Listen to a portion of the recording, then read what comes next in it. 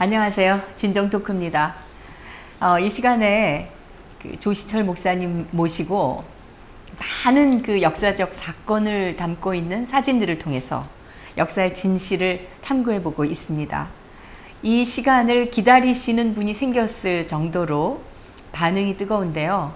특히 이 방송을 통해서 자신의 그리고 부모님과 조상들의 역사적 진실을 알게 되었다는 분들, 그리고 역사의 현장에 계셨던 분들을 새롭게 만나신다고 합니다. 놀라운 일이 아닐 수 없습니다. 우리가 그동안 왜 이런 진실들을 몰랐을까? 오늘 자세한 말씀 또 들어보도록 하겠습니다. 조시철 목사님 나오셨습니다. 안녕하세요. 네, 반갑습니다. 여기 이렇게 이승만 대통령 동상을 저희가 작은 동상을 모셔놨는데 네. 사실 이승만 대통령 동상을 세우는 게 저의 또 하나의 꿈이기도 합니다. 네. 지금 기념관 하나도 없는 건국 대통령이 있는 그런 나라는 전 세계 어디에도 없을 것 같아요. 네. 네. 그래서 제가 오늘 준비한 강의는요. 네. 한마디로 말해서 세계사적인 천재 이승만 박사가 키운 아시아의 나폴레옹 박정희, 군인 박정희라는 제목으로 역사의 이야기를 시작하려고 합니다. 네, 제가 본격적으로 말씀하시기 전에 이 사진들을 보니까 처음 보는 사진도 많고 이 대단한 사료들을 많이 가지고 계시다 그런 생각이 들었어요. 네. 근데 이제까지는 이런 사진들을 역사학자라는 사람들이 몰랐던 건가요? 크게 두 가지인데요. 네. 첫째는 이제 역사의 진실을 캐다 보면 네. 이승만 박정희가 얼마나 위대한지가 나옵니다. 네. 그러니까 그런 사진 자료들이 나오면 나올수록 진실이 드러나니까 숨기겠죠. 가리겠죠. 소위 역사학자라는 사람들이 그렇죠. 그런 조작을 한 거네요. 그렇죠. 네. 조작을 한다거나 또 빼버린다든지 그렇게 하기도 하고요. 그 다음에 이제 우리나라 역사의 특히 사진은, 특히 옛날 사진은 다 선교사들이 가지고 있습니다. 네, 그렇죠. 생각해 보세요. 100년 전에 카메라가 없으니까 가지고 있는 사람은 선교사들입니다. 네. 선교사들이 모든 자료를 가지고 있죠. 네. 그래서 선교사들이 이제 미국에 보고한 그런 사진들을 제가 이제 하버드라든지 콜롬비아라든지 UCLA라든지 그런 데서 이제 찾아내는 거죠. 대학교 도서관에 직접 가셔서? 아니요, 이제 인터넷으로 다 찾습니다. 인터넷에 다 공개가 돼 있어요. 예, 공개한 건 다 찾을 수 있습니다. 근데 이념에 빠져서 이런 역사적 진실을 왜곡하고 감추고 이런다면은 스스로 역사학자라는 말을 해서는 안 되는 게 아닐까요? 네. 이런 정말 가슴 아프죠. 본분을 배신하는 이런 사람들이 역사학자라고 나대고 있는 그런 지금 꼴이잖아요. 이 대한민국에서. 이제 그거보다도 역사는 뿌리잖아요. 그러니까 역사 뿌리는 내 얘기입니다. 내가 거기서부터 왔기 때문에. 그럼요. 그러므로 역사를 왜곡한다는 것은 나에 대한 모독입니다. 그런 인식이 없는 거죠. 이념에 빠져서. 그게 제일 안타깝습니다. 그리고 사진에 나와 있는 똑같은 사진이라도 지난번에 왜 보여주셨던 박정희 대통령의 모습이라고 했던 그건 완전히 조작이기도 했지만 또 이런 역사적 인물이 나와 있는 그 사진들에 대한 해석이 완전히 다르다는 생각이 들었거든요. 그렇죠. 다르게 할 수도 있죠. 그런 것 또한 무슨 이유가 있을까요? 연도가 잘못 기재됐다든지 그런 어떤 오해가 있는 건가요? 아니면 어떤 이유가 있을까요? 기본적으로 이승만 대통령과 박정희 대통령을 어떻게 하면은 폄하하고 왜곡시키고 모독할 것인가 라고 하는 관점에서 모든 자료를 활용한다고 보시면 됩니다. 그러면 오직 이승만 박정희라는 인물이 나오는 역사적 사실들만 그렇게 왜곡이 되었다 이렇게 보시는 건가요? 그렇죠. 주로 왜냐하면 이제 우리는 남북 대결 상황 아닙니까? 그러니까 북쪽 입장에서는 결국 이승만 박정희가 죽일 놈이죠. 그쪽 입장에서는. 그러니까 이제 강력한 반공 정책을 그렇죠. 펴서 또 대결을 했고 그들의 적화통일 야욕을 억누른 대통령이기 때문에 그리고 지금 이제 결과가 우리는 세계 4대 강국이 됐고요. 4대 강국은 아니죠. 이건 좀 그거 4대 강국도 제가 해석을 합니다. 12위권입니다. 아닙니다. 그게 GDP 경제 규모라고 있어요. 네. 그러니까 국민 총 생산입니다. 네. 그러니까 인구 대비 총 생산량을 따질 때 우리가 4위인 거죠. 인구 대비. 그렇죠. 예를 들어서 중국이 지금 한 10조 불을 생산하거든요. 네. 15억의 인구를 가지고 10조 불을 생산합니다. 10조 달러. 네. 예, 10조 달러. 15억이라는 인구를 가지고요. 근데 우리는 약 6천만의 인구를 가지고 약 1.5조 불의 그 생산을 합니다. 그러니까 매출 보면은 10분의 1이잖아요. 근데 인구는 30배입니다. 결국 우리가 3배가 더 강하다는 거죠. 네. 예. 그 말씀 듣고 보니까 또 그렇네요. 예, 그거 중요한 포인트입니다. 그래서 네. 미국이 지금 1위로 15조 불에 3억이 만들어내고 있고요. 2위가 일본입니다. 예, 1억 2천만으로 약 5조 불을 만들어내거든요. 네. 그 다음에 이제 독일이 통일되고 난 다음에 3위입니다. 8천만이 약 한 2조 불을 만들어내니까요. 그리고 그 다음에 대비로 대한민국입니다. 예. 지금 우리가 이승만 대통령의 자유민주주의의 건국이념, 그 다음에 박정희 대통령의 이 경제발전과 네. 산업화, 이 두 가지 때문에 사실 우리가 오늘날 지금 현재 올 수가 있었다는 그렇죠. 생각인데, 예. 이게 지금 이 정권이 바뀌고서 지금 사회주의화 되면서 걱정입니다. 예, 네, 어떻게 지금 이 자유민주주의 체제가 바뀌어갈지. 예. 네. 아까도 말씀드린 것처럼 우리 대한민국은 이제 세계 4대 강국이 되었고, 북한은 완전히 거지 국가가 됐죠. 아프리카보다도 더 못 사는 그런 아주 빈국이 됐는데, 결국 통일이란 뭐냐? 통일 얘기 많이 하지 않습니까? 통일이란 그분이 옳았고 그분들이 이겼다는 뜻입니다. 즉 이승만 박사가 세운 대한민국 체제가 옳았고 김일성이가 세운 공산주의 체제가 틀렸다는 거죠. 그리고 그 뒤를 이어서 박정희 대통령의 이런 그 체제 안에서의 그 경제 발전이 결국 북한을 이겼다는 뜻입니다. 네. 그렇기 때문에 지금 그 싸움이 계속되고 있는 거죠. 이런 간단한 사실을 예. 무시하거나 외면하면서 지금 북한을 어떻게 해서든지 잘 살고 결국은 북한을 중심으로 해서 이 북한이 주장하는 연방제 통일을 하려고 하는 집단이 지금 정권을 잡았기 때문에 이게 지금 걱정이 아닐 수가 없는데요. 오늘 그러면 다시 이 역사적 사건들이 있었던 그 사진 속으로 들어가서 한번 진실을 찾아보도록 하겠습니다. 예. 오늘 시작되는 스토리는 어떤 걸까요? 오늘 시작되는 스토리는 이제 지난번에 박정희 대통령님의 이제 친일파가 조작 왜곡이라는 거를 우리가 이제 사진을 통해서 배웠고요. 그냥 박정희 대통령이 친일파가 아니었다는 걸 우리가 그렇죠. 그들이 친일파라면서 주장하면서 내놓았던 그 사진들이 조작되거나 왜곡됐다는 것을 분명히 밝혀드렸기 때문에 이제 그들의 명분이 없어진 것입니다. 예. 그리고 그다음에 이제 두 번째가 이제 남노당 공산주의라고 하는 또 오해와 또 모독입니다. 이제 그러니까 그거부터 시작하려고 합니다.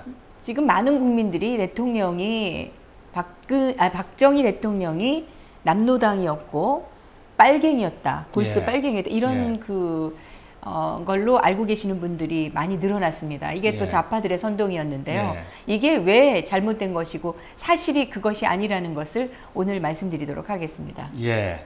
자, 사진 한번 같이 보시죠. 네. 이 사진이 1948년 11월 달에 여순 반란 사건 아시죠? 네. 군대 공산당이 반란을 일으켰습니다. 그게 14연대가 반란을 일으켰거든요.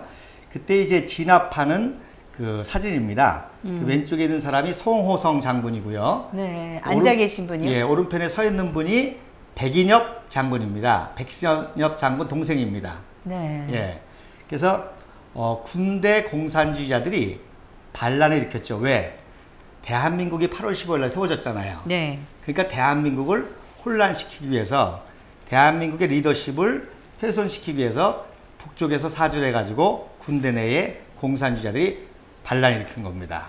군대 안에도 이 남노당 세력이 많이 있었다고 굉장히 많았죠. 네, 들었어요. 그러니까 정부 수립, 그러니까 대한민국 건국 3개월 만에 이런 그렇죠. 일이 벌어진 건데요. 예, 네. 그러니까 대한민국을 흔들려고 하는 거죠. 네. 그러면 왜 14연대가 여순 반란 사건이 일어나느냐? 그 전에 4.3 사건이 있었죠? 네. 요거는 대한민국 건국 직전에 일어난 겁니다. 그거는 5월 10일 그렇죠. 선거를 방해하기 위해서 맞습니다. 시작이 됐는데 네. 사실은 이게 47년도부터 이게 준비가 됐죠. 준비가 네. 됐었고 또 그 촉발됐던 사건도 예. 있었고 했는데 결국은 이게 몇 년 걸렸습니다. 이걸 다 진압하는데. 예. 그래서 그 4.3 사건이 바로 제주도 내의 공산주의자들을 선동해서 재헌의회를 방해하려고 일으킨 겁니다. 그래서 결국 두석을 선거를 못했죠. 그러니까 제주도에 이 세 사람의 재헌 의원을 선출하기로 두 되었었는데 두석입니다. 아니요, 세 석인데 두 석은 못한 거예요. 예. 그리고 한 군데만 이제 뽑혔고, 예. 그래서 이제 두 군데가 제주도에서 선거를 예. 못 치렀습니다. 예. 재선거를 하려고도 했는데 그것도 못 됐죠. 치렀어요. 예. 그래서 그거를 진압하라고 14연대를 보냈던 거예요. 아, 그래서 순천에서 배를 타고 제주도를 가려고 했는데 네. 반란을 일으킨 거죠. 네. 예. 그래서 그때 4.3 사건 때 송호성 장군입니다. 이분이 진압하러. 그리고 그 뒤에 서 계신 분이 조병옥 박사님이십니다. 예. 아, 그 오른쪽에 예, 경찰 모자 있죠? 네네네. 예. 서 있는 분이 송호성 장군이고 그 뒤에 얼굴만 보이는 분이 얼굴이 반이 가리는 예, 조병옥 박사님이십니다. 아, 네. 예, 그분이 이제 그때는 이제 경찰 총수로 진압하러 갔던 거지요. 그러니까 이게 조금 헷갈릴 수가 있는데 예. 이게 48년 4월 3일 날 예. 이제 이 폭도들이 경찰 관서에 침입해서 경찰서장 가족을 죽이면서 시작됐던 사건이거든요. 물론 예. 그 이전에 또 딴 거 있었지만 그런데 이게 길어지면서 그렇죠. 정부 수립 이후에도 계속 그렇죠. 이게 됐던 예. 거죠. 예. 그 초기에 폭도는 북한으로 도망을 쳤지만 예. 뒤에 남은 세력들이 이어받아 가지고 계속해서 이 폭동을 일으키고 행정을 방해했던 예. 그래서 이제 그 정부 수립 이후에 진압을 하러 보냈다는 그렇죠. 거죠. 14대원대를. 네. 그러니까 4.3 사건은 건국을 방해한 사건이고 14연대 반란 사건은 건국 후에 대한민국을 방해한 사건이죠. 네. 거기에 송호성이라는 사람이 이제 진압사령관으로 다 등장을 합니다. 네. 자, 근데 그때 이제 이 송호성 장군과 함께 여순 반란 사건 진압하는데 작전 장교로 투입된 분이 박정희 소령입니다. 아, 옆에 박정희 소령의 모습이 보이네요. 그렇죠. 예. 근데 지금 많은 사람들이 잘못 알고 있는 부분 중에 하나가 박정희 대통령이 여순 반란 사건 때 그 남로당의 그 총책으로 군대 내에 아니죠. 그렇게 잡혔다 뭐 이런 아닙니다. 그러니까 보세요. 여순 반란 사건을 진압하러 미군 군사 고문단과 함께 송호성 장군이 작전 회의를 하고 있고요. 네. 그 옆에 작전 장교로 박정희 소령이 진압하는데 관여하는 사건입니다. 지금 예. 저 모습은 박정희 대통령이 당시에 박정희 소령이 예, 설명을 하고 있고 그렇죠. 송 장군이 경청하고 있는 그런 모습이네요. 예, 예. 자, 그런데 이제 이 사건을 진압하자마자 네. 박정희가 체포가 됩니다. 네. 왜냐하면 남로당에 이름이 있다는 것이 밝혀져가지고 체포가 됩니다. 자, 그런데 송호성 장군이요 간첩이었습니다. 예? 예, 송호송 장군 자체가 간첩이었어요. 간첩이었습니다. 그래서 6.25 동란이 일어났죠. 네. 50년 6월 15일 날. 네. 그때 송호성 장군은 이제 예편에서 뭐라 그럴까요? 향토 예비군 부대 부대장이었습니다.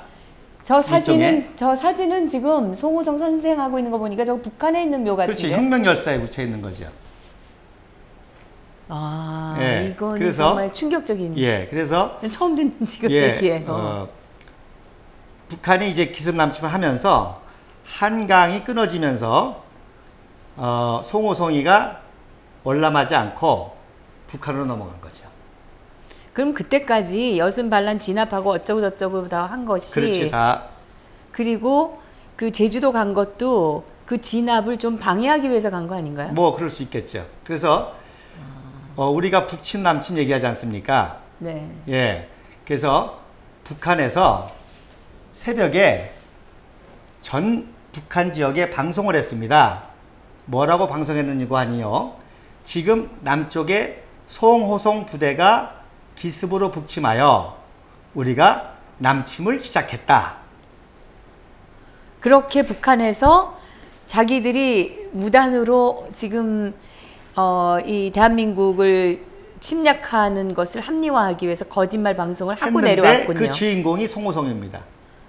예, 송호성 부대가 북한을 침략해서 우리가 남한을 점령하고 있다. 그리고 송호성이는 곧바로 월남에서 이제 선무 방송을 하게 되죠. 그러다가 이제 저렇게 혁명열사능에 묻히게 됩니다. 아니 월남이 아니고 월북이겠죠. 월북이죠. 예. 네네. 조금 전에 월남이라고 그렇죠. 그러셔가지고 깜짝 놀랐어요. 예. 그런데 이제 박정희는 이때 체포돼 가지고 이제 조사를 받습니다. 그래서 그러면 박정희를 체포하게 한 게 송호성 장군인가요? 아니 전혀 그건 관계없는 얘기고 이제 그 군대 내에 공산주의자들을 수사하는 특무대라 그러죠. 그 특무대에서 이제 박정희의 이름을 발견하고 박정희를 여순 반란 사건 진압 이후에 체포해서 수사를 하게 됩니다. 저 집 사진은 김안일 씨 집인데. 예, 그 당시 이제 직접 수사한 사람이 김한진 대위입니다.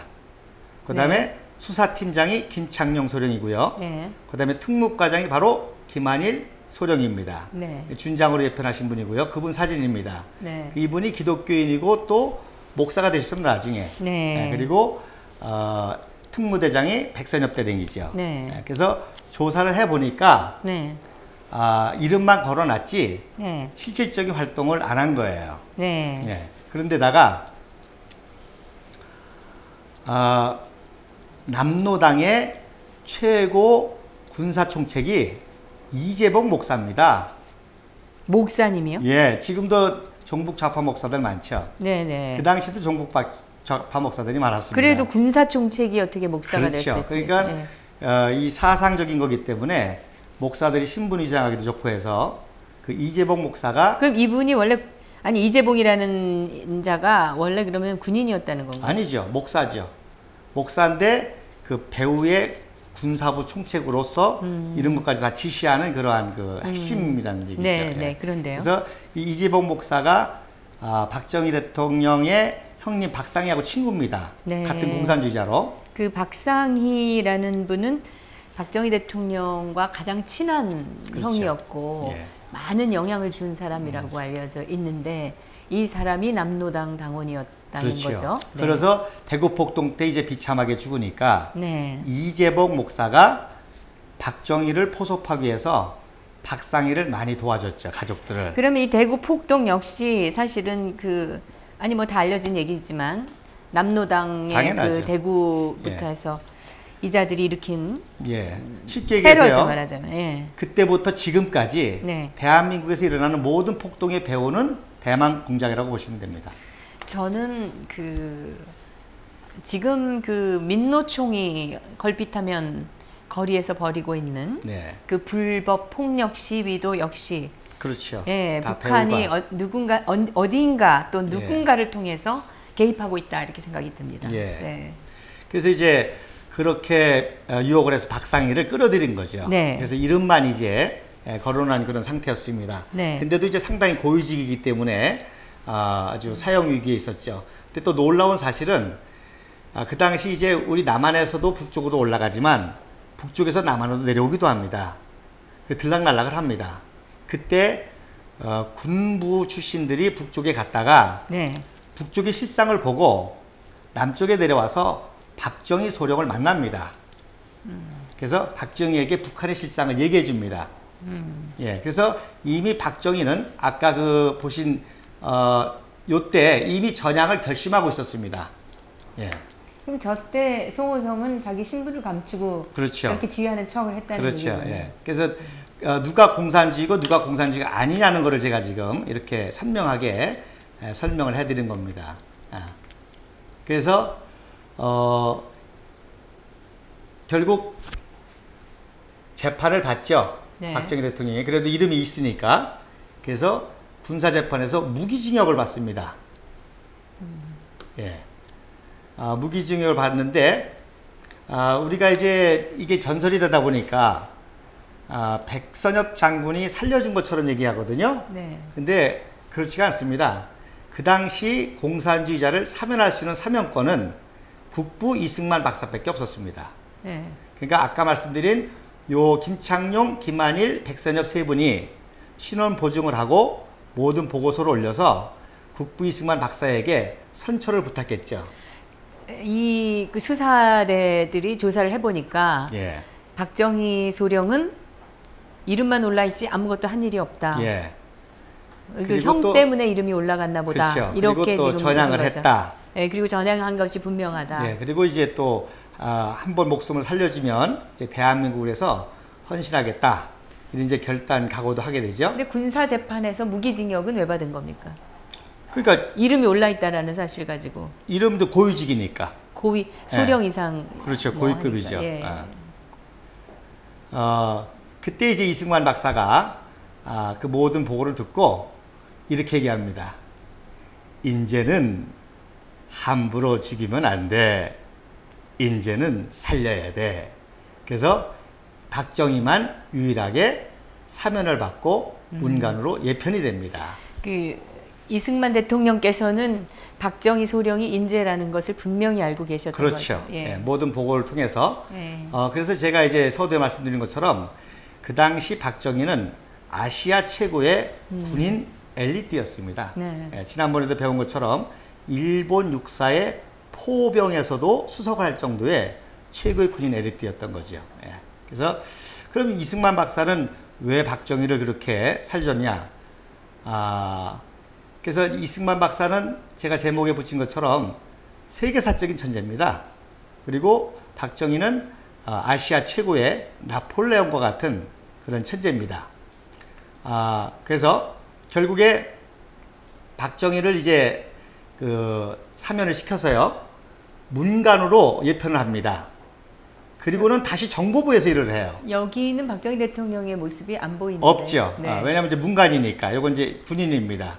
그래서 여기 이 사람들은 육군 정보국에 있는 사람들. 그렇죠. 이제 전쟁 직전입니다. 누군지는 잘 모르시는 거죠. 오른쪽이 김창룡, 그 다음에 두 번째가 백선엽 대령이십니다. 그러니까 이때 이제 같이 근무한 거예요. 문관으로 박정희가. 그래서 이때 이제 박정희 대통령이 북한의 그 작전이라든지 이런 걸 또 소상히 이렇게 파악하고 해서 6.25에 큰 공을 세우게 됩니다. 예. 그러면 왜 이승만 박사님이 박정희를 인재로 알고 살려줬느냐? 사실 이승만도 죽을 뻔했거든요. 요게 이제 이승만이 청년 때인데요. 네. 75년 3월 26일생입니다. 요게 입학 직전의 사진입니다. 오른쪽에 계신 그렇죠. 분이죠. 오른쪽에 네. 이제 이승만 청소년이고요. 가운데 이제 아버지입니다. 그래서 이제 청일전쟁으로 해서 나라가 어려워지니까 과거 시험이 끝나게 되죠.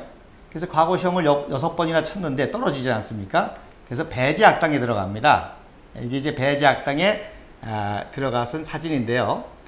요 사진을 그동안에 몰랐습니다. 그냥 배제학당 사진으로만 알고 있었습니다. 네. 연도도 다 틀리고요. 그리고 유일하게 기독교 박물관에서 이승만이 여기 있다 라고 이제 했습니다. 그래서 제가 이 사진을 추적했는데요. 요게 1896년 5월 21일 목요일 오후 3시경 사진입니다. 네. 예. 이게 무슨 사진이냐? 여기 가운데 보면 중절모자 쓴 분 계시죠? 네네. 그분이 서재필 박사님이십니다. 맨 뒤에. 예. 맨 뒤에 중절모 쓰고 계신 예. 분. 그 아펜젤라 선교사님이 서재필 박사를 모셔서 배제학당에서 첫 모교 강좌를 여는 사진입니다. 예. 네. 그래서 제가 감리교 신학대학을 나왔거든요. 네. 지금도 모교 강좌가 있습니다. 예. 그래서 그 기념사전입니다. 그 다음에 왼쪽에 개량 한복을 입은 청년 보이시죠? 네. 그게 이승만 청년입니다. 체격이 아주 예. 그때도 좋으셨네요. 그렇죠. 네. 예. 그래서 이승만 청년이 왜 또 중요하냐? 이게 최초의 단발령한 사진입니다. 예, 그러니까 그 당시 조선의 청년 가운데 제일 먼저 단발령을 한 게 이승만 청년입니다. 예. 그리고 명성황후 시해 사건 이후로 조선의 엘리트들이 다 배제학당에 모였습니다. 네. 그래서 요 명수가 169명입니다. 예. 그런 아주 역사적인 사진입니다. 예. 이때부터 이제 선교사들이 이승만을 당대의 최고 조선 엘리트로 키운 거죠. 지금 사진으로 봐서는 당시 배제학당이 네. 연령의 폭이 대단히 컸다는 생각이 듭니다. 모든 학교들이 다 그렇습니다. 예. 그러니까 뭐 빠른 사람들은 한 그렇지, 6살부터 그렇죠. 예. 대여섯 살부터 예.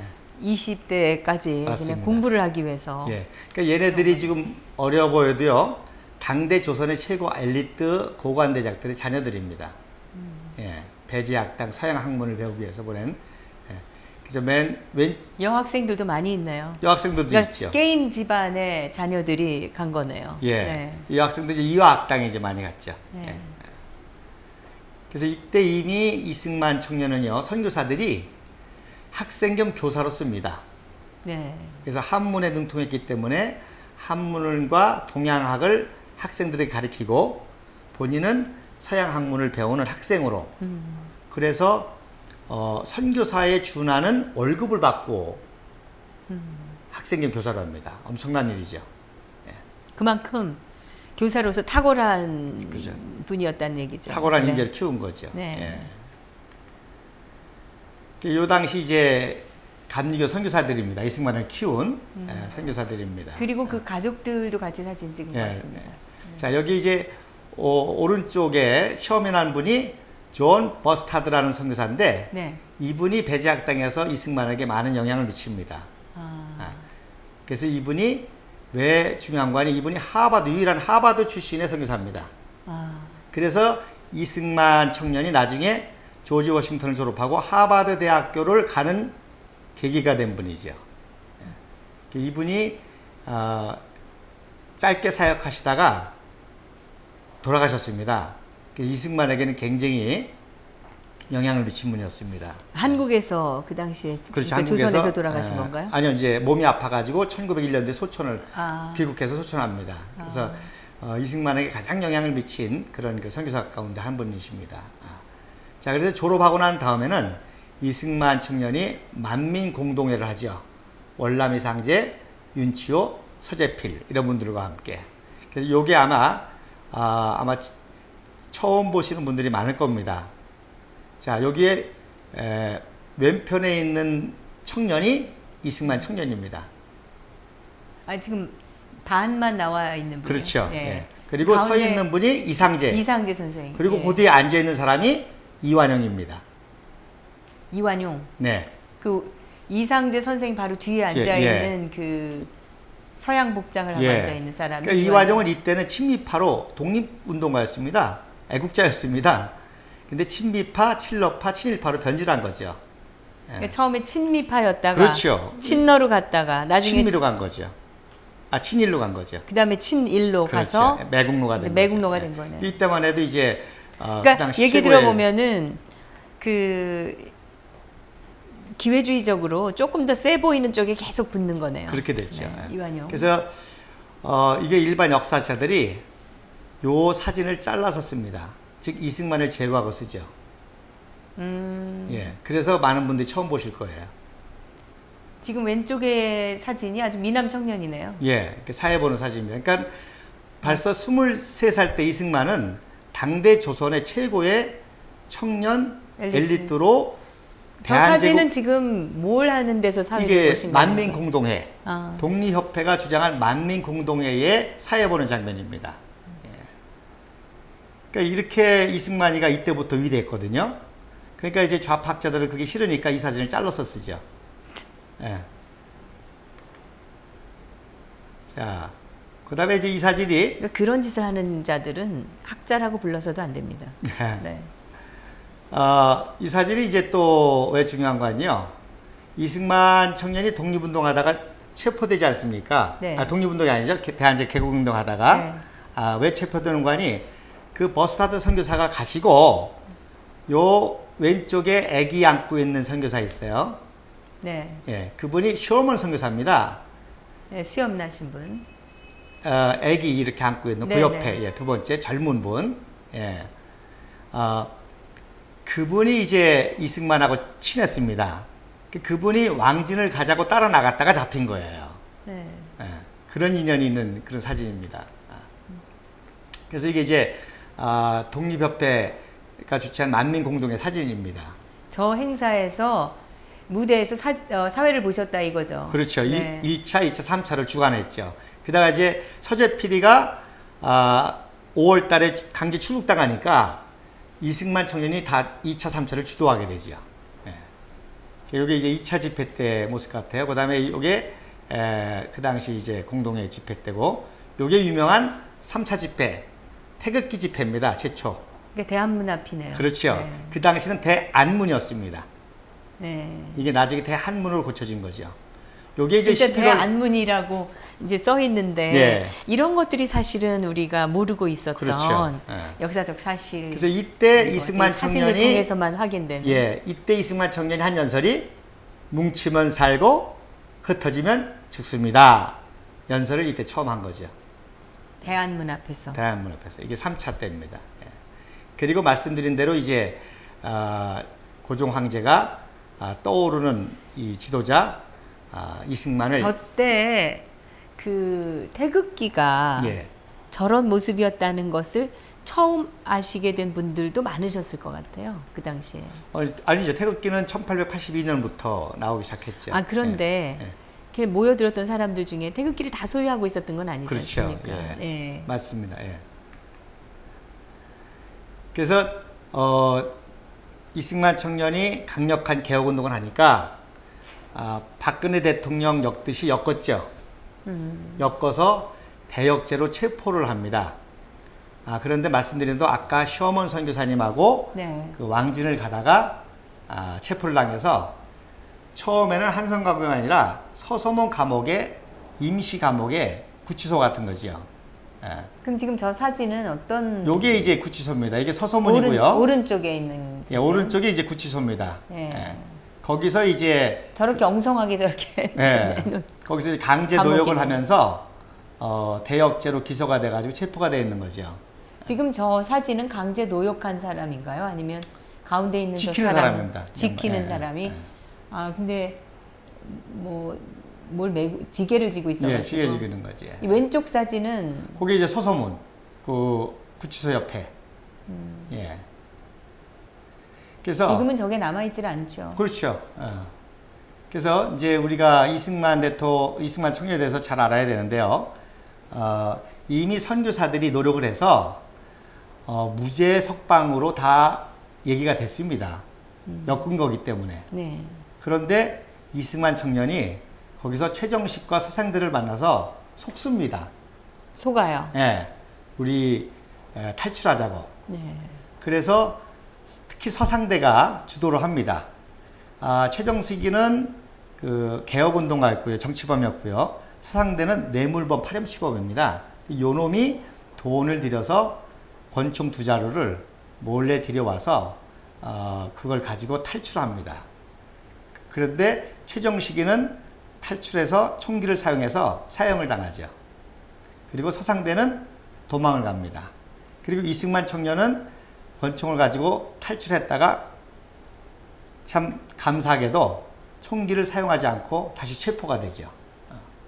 그래서 우리가 이승만을 이해할 때 첫 번째 중요한 게 이겁니다. 뭐냐? 속았거든요. 거짓말에. 그래서 이승만 대통령이 제일 싫어하는 게 속이는 겁니다. 그리고 일평생 정직하신 거죠. 뭐라고 속였을까요? 그러니까 이제 탈출하자 그러지. 우리 여기서 대역죄로 죽느니 탈출하자. 그래서 탈출했다가 다시 잡혀 들어갑니다. 그래서 이제 선교사들이 노력을 해가지고요. 총기 탈취죄로 무기징역을 받습니다. 그래서 저기 지금 곤장을 때리는 장면인데. 예, 때리고 맞는 장면입니다. 근데 저렇게 엉덩이를 다 까고 그렇죠. 다 벗겨놓고서 저 몽둥이를 보세요. 저게 예.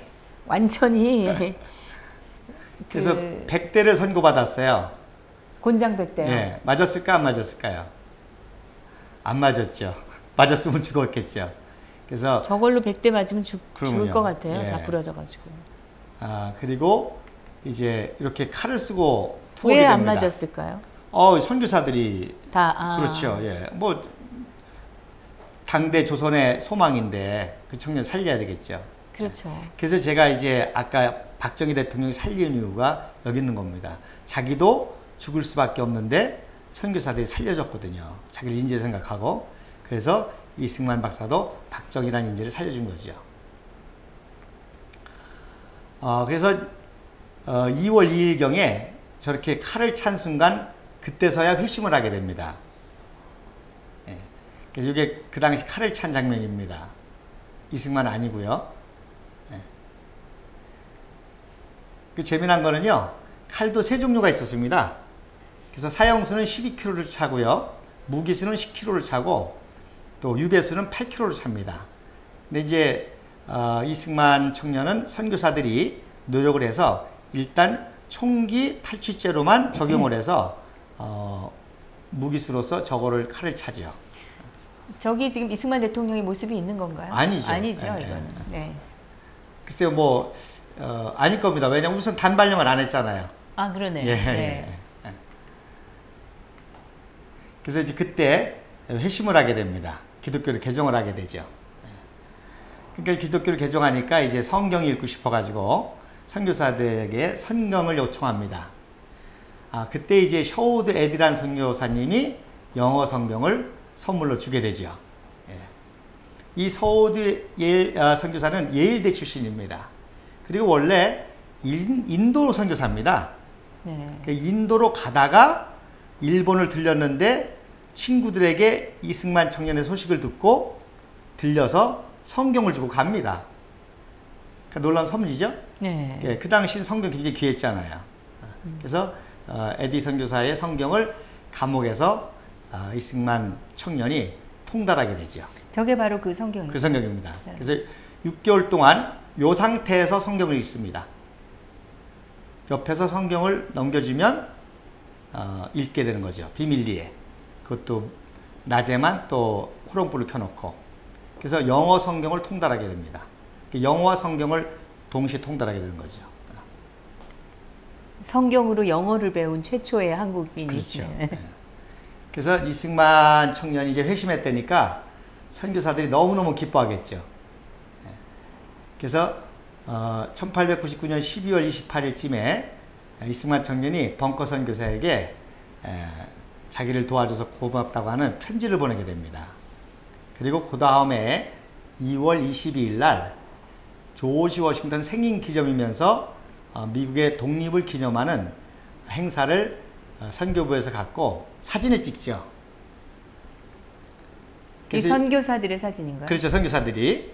이 사진 의미가 뭐냐? 바로 이승만 청년을 누구처럼 키우겠다는 거예요? 워싱턴처럼 그렇죠. 네, 그겁니다. 그래서 네. 미국의 국부 아니, 조지 워싱턴과 같이 진짜 저희 방송에 나오신데 제가 학생이 된 것 같아요. 자꾸 그런 식으로 질문을 네, 하시니까. 네. 그래서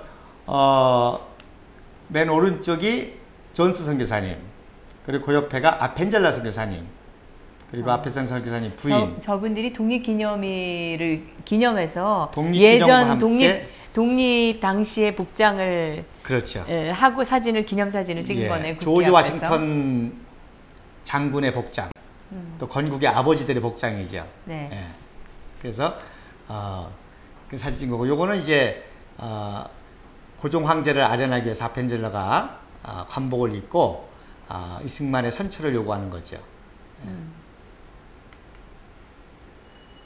그런데 이제 아펜젤러 선교사님이 1902년도에 성경 번역회의 목포에 가다가 어청도에서 선박사고로 순직을 하십니다. 네. 예. 근데 그게 세월호 사건하고 똑같습니다. 예. 일본이 아펜젤러 선교사님을 죽이기 위해서 선박 위장 사고로 돌아가시게 되는 거죠. 그래서 지금 세월호 사건도 지금 많은 진실들이 드러나고 있지 않습니까? 예. 거의 유사한 형태입니다. 그 세월호 사건 때 정말 그 항해를 하면 안 되는 정도의 기상인데 굳이 아이들을 태우고 이렇게 강제로 출발시킨 것이 저는 정말 석연치가 않거든요. 그거 아니라 이제 많이 있죠, 여러 가지가. 선박을 바꿨다든지. 네. 이때도 아펜젤러도 선박을 바꿨습니다. 아. 그러니까 거의 비슷한 상황입니다. 똑같습니다. 일본의 음모가 있었던 거네요. 그렇죠. 네. 그래서 일본이 아펜젤러 선교사님을 굉장히 이제 그 조선을 식민지하는 걸림돌로 여겼던 거죠. 네. 그래서 저 왼쪽 사진이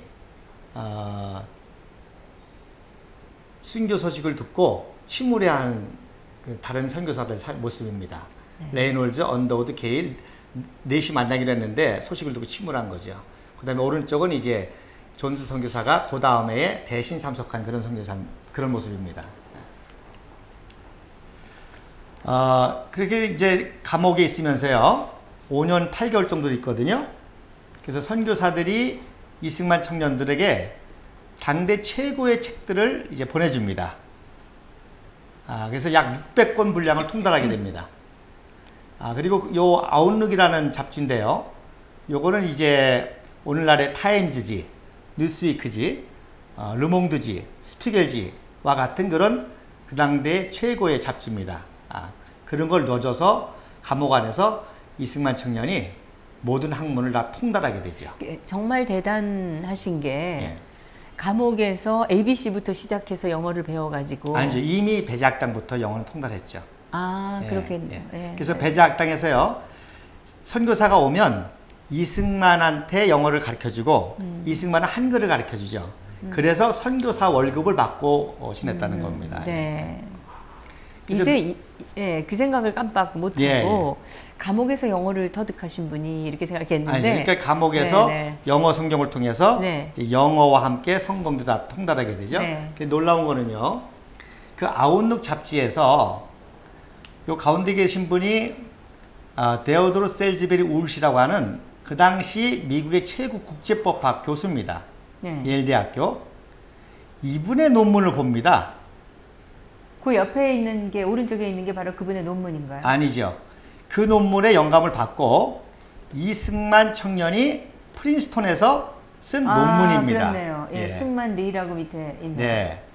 그러니까 감옥에서 그 울시 박사의 논문에 감동을 받고 미국에 가서 논문을 박사하게 쓰는데 그렇게 영향을 받았다는 거죠. 이게 이제 정식으로 출판된 논문입니다. 박사학위 논문. 그 다음에 가운데 게 이제 정인섭 박사님이 번역하신 겁니다. 박사학위 논문을요. 이승만 박사 논문. 이 논문이 얼마나 대단하냐면요. 정치, 국제법, 경제 세 개 학위 공동 학위를 받습니다. 이 논문 하나로? 예, 하나로. 대단한 거죠. 네. 오른쪽에 이승만과 마샤리크라고 하는 책을 연세대학교 명예경제학 교수인 김학의 교수가 쓰셨습니다. 네. 이 김학의 교수님은 경제학자거든요. 근데 이분이 은퇴를 하고 어떻게 우연한 기회에 1910년도에 이승만 박사의 책을 보고 감동을 받은 거예요. 바로 이 책을 논문을 보고. 바로 이 책. 이 책을 보고. 그래서 이분은 이 책이 자본주의 시장경제 책이라고 합니다. 그래서 이분이 이때 너무 감동을 받아가지고 이승만 연구가가 됩니다. 네. 저는 이제 목사와 선교사로서 감동을 받고 이승만을 연구하게 됐고요. 저분은 저 논문 보고 이승만 연구해서 이승만과 체코의 국부 마샤리크를 비교 연구한 책입니다. 근데 이 책이 미국에서는 대학교의 교재로 오랫동안 쓰였습니다. 그러면요. 그 정도로 탁월한 논문을 그야말로 아무도 모르는 이 아시아의 작은 것도 일본의 지배를 받고 있는 그런 나라에서 온 학생이 그래서 제가 이렇게 이제 자세히 말씀드리는 게 이승만 박정희에 대한 모든 것은 다 거짓이라는 거죠. 지금 일반들이 알고 있는 많은 것들이 거짓이라는 100%죠, 거죠. 다수작이죠. 그래서 아까도 그 역사학자에 대한 얘기를 하셨잖아요. 역사학자들이 이런 연구를 안 하니까 이렇게 경제학자들이 저 목사와 선교사 이런 분들이 너무너무 감동을 받고 스스로 연구를 하게 되는 거였습니다. 지금 대한민국 그 국사학회는 90%가 좌파라고 그러더라고요. 네. 뭐 그러니까 어떻게 그렇게 됐는지는 모르겠지만 아무튼 그 제 생각에는 이 1986년도에 박원순 서울시장이 그 박헌영의 아들이라는 그 원경 승려와 함께 만든 역사문제연구소의 영향이 크지 않았을까 그런 생각이 듭니다. 네. 자, 그래서 이 책이 그래서 또 유명한 책이고요. 네. 그다음에 이제 요게 이제 유명한 재팬 인사이드 아웃이라는 책입니다. 요거는 이승만 박사가 1941년 7월 달에 쓴 책이죠, 영어로. 그래서 이 책이 바로 유명한 것은 진주만 기습 공격을 예언한 책입니다. 네. 그래서 이 책을 통해서 지식인들이 많이 전향을 합니다. 내가 알았던 이승만이가 다 가짜였구나. 내가 배운 이승만이가 다 거짓이었구나. 그래서 이 지식인들이 이 책을 읽고 굉장히 감동을 받고 많이 전향을 합니다. 그 이승만 박사의 학문적 깊이는 대단하셨던 것 같아요. 그래서 제가 세계사적 천재라고 이제 말씀드리는 거죠. 이제 비봉 출판사에서 나온 최근에 나온 책입니다. 네, 이 비봉 출판사가 정말 읽어야 될 좋은 책을 많이 출판을 하는 회사입니다. 저 재팬 인사이드 아웃을 일본어로 번역한 게 박마리아입니다. 네. 선배님이시죠? 이와 여대를 나온 박마리아가 일본어로도 번역을 했습니다. 네. 그래서 제가 이 책을 또 이렇게 중간에 소개하는 이유는요. 네. 많은 분들이 이제 진주만 그 기습을 예언했다고 해서 유명한 책인데 제가 보기에는 177페이지가 더 중요합니다. 네. 요것이 이제 오늘날 우리 대한민국이 탄생이 된 그러한 그 계기가 되고 그 배경이라는 게 이제 그렇죠. 증명이 되는 거잖아요. 그래서 나중에 이제 시간 되면 요게 왜 중요한지를 말씀드리겠습니다만 그래서 이승만 박사가 유엔을 통해서 건국하려고 한 이유가 여기서부터 예언이 나오는 거죠. 네. 오늘은 여기까지 하도록 하겠습니다. 이 이승만 박사께서 얼마나 천재적인 청년이었고 얼마나 정말 스마트하고 똑똑한 분이었던가는 이 대한민국에서 이렇게 왜곡되고 폄하되고 있는데 미국과 일본에서 정말 존경받고 재조명되고 한다는 것이 이 대한민국의 아주 지금 이 현대사에서 이 비극이라고 생각이 저는 됩니다. 목사님 오늘도 너무 이제 좋은 사진들, 깜짝 놀랄 만한 이야기. 저는 그 송하성 준장이 아마 처음 듣는 걸 거예요. 간첩이었다는. 남로당이었죠. 남로당. 군부내의 핵심 계층까지 자기가 별을 단 사람으로서 간첩이었는데 여순 반란 사건을 아닌 척하고 진압을 하는 쇼를 한 거네요, 결국. 초대 참모총장입니다. 지금 그 건국 초기에 이렇게 대한민국이 이념의 갈등으로 정말 심각했는데 그 상황이 지금 또 재현이 되고 있습니다. 이게 정말 슬픈 대한민국의 이 이념의 갈등의 역사가 언제 끝날 것인지 안타깝기만 합니다. 저희가 사진을 통해서 탐구해보는 역사의 진실, 점점 더 새로운 놀랄만한 그 사실들을 알려주고 계십니다. 우리 조시철 목사님 감사합니다. 네, 감사합니다. 다음 시간 또 그 다음 시간 저 좌파들이 왜곡하고 또 감추었던 그 역사적 이 대한민국 역사적 진실이 무엇인가 이 시간을 통해서 확인하시기 바랍니다. 다음 시간 기대해 주시기 바랍니다.